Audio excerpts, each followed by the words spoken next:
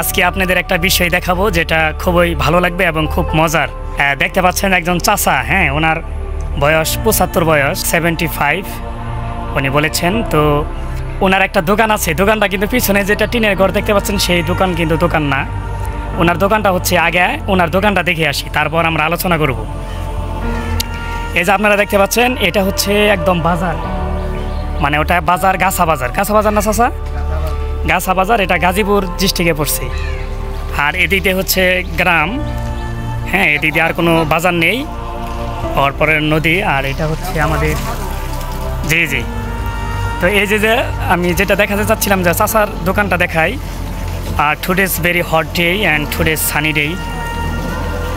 তো এই যে দোকান, এটা হচ্ছে মূলত চাচার দোকান।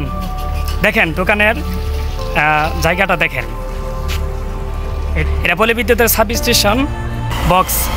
এখান থেকে কিছুদিন আগে নাকি ওনার মাল সামানা ভেঙে নিয়ে গেছে। উনি কিন্তু রাস্তা ধরে এভাবেই বসে ভ্যান গাড়ি বা রিক্সা এরকম ঠিক করে, মেরামত করে। তো এখন চাচার সাথে আমরা কিছু কথা বলবো। আচ্ছা, মূলত চাচা আপনি দোকান রেখে বা দোকান না নিয়ে রাস্তার ধারে বসেন, এটার কারণটা কি? কারণটা হচ্ছে আমাদের হেন্দা রিক্সা আইব, সাইকেল আইব, একটু রিক্সাটি বিললে একটু জায়গা পাম সাইডে, রাস্তার সাইডে। আচ্ছা, এই কারণে আমাদের রাস্তার সাইডে বসতে হয়।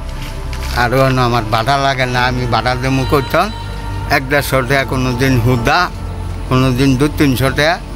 আমি বুড়া মানুষ হয়ে গেছি, বয়স হয়ে গেছে, গায়ে ওনার বাড়ি কাম করতালি না, এই কিছু চা পান খাই, ওষুধ বটি খাই। এই এটার জন্য আর কি বাইরে বসেন, ভাড়া দেওয়া লাগে না। তো চাচা যে জায়গায় বসছে এখানে কিন্তু একটা ড্রেন, হ্যাঁ, এই যে দেখতে পাচ্ছেন এখানে ড্রেন, পানি যাচ্ছে, এটাকে আমরা গ্রামের ভাষায় জুর বলি।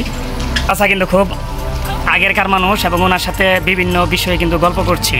আর আমার এটা অভ্যাস ছোটো থেকেই, this is my good habit, because আমি ছোটো থেকেই মানুষের সাথে এভাবে কথা বলি, গল্প করি বিভিন্ন জায়গায়।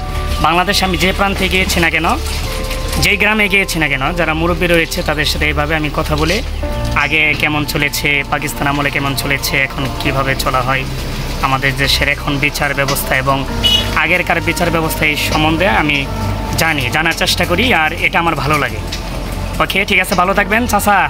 তাহলে ইনশাআল্লাহ সকলের কাছে দোয়া চান, মুরব্বী মানুষ কবে মারা যায়। সবাই আপনি দোয়া করলেন, আমি বলতে রুটি করলে মাফ করে দিয়ে আপনার কথা আল্লাহ শান্তি রাখো।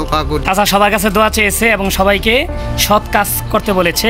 সবাইকে আমিও ধন্যবাদ জানাই। সবাই উপকার করে দেন, হ্যাঁ, অপকার করে দেন না, এটার হিসাব দিতে হইব। আমিও হোক আর আপনারও, জি, এটা দিতে হইব। চাচা বলতেছে সবাইকে উপকার করবেন ইনশাল্লাহ। ঠিক আছে চাচা, যেন সবাই দোয়া করবেন, আমিও আমার জন্য দোয়া চাই। আসসালামু আলাইকুম। ওয়ালাইকুম সালাম। আচ্ছা।